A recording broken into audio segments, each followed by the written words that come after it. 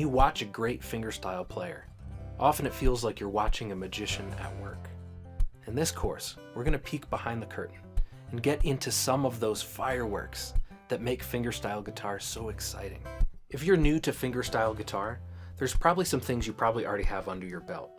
If you have some basic fingerpicking patterns, where to put your hand on the fretboard, that's really helpful. But how do you get onto the path towards all of the exciting things that got you into fingerstyle to begin with? This course is for you. This course differs a little bit from what I've done in the past, in that I've designed this one to serve as a sort of buffet style, where you get an introduction to all of the really cool things, or what I like to call fireworks of fingerstyle playing.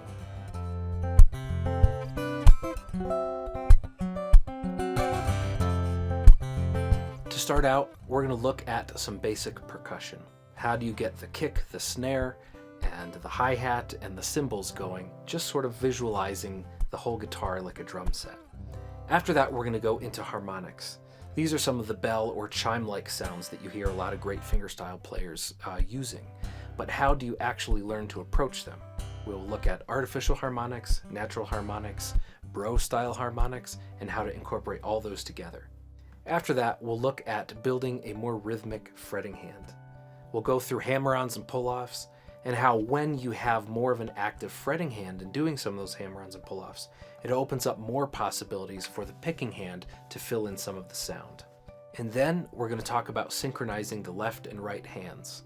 We'll talk about independent thumb, talk about chord melody, and building some banjo rolls. And finally, we'll touch a little bit more on some of the expressive things, on how to get sort of a neck vibrato, but also how do you really gain a sense of timing versus groove, and how all of that interacts with everything that you learn in fingerstyle playing.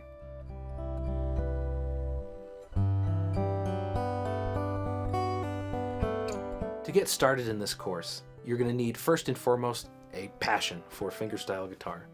The second thing is just a little bit of basic experience in it. Perhaps you've taken a course that gives you all the overview of the basics of guitar, but also with fingerpicking and fingerstyle in general. Some fingerpicking patterns, some movements around the fretboard. All of this is going to be helpful in order to take full advantage of what we find in this course. The goal that I have set for you taking this course is just a good solid foundation for all of the different techniques that we go through. In fingerstyle, the sky's the limit. You can take any technique and go any possible direction that you want to.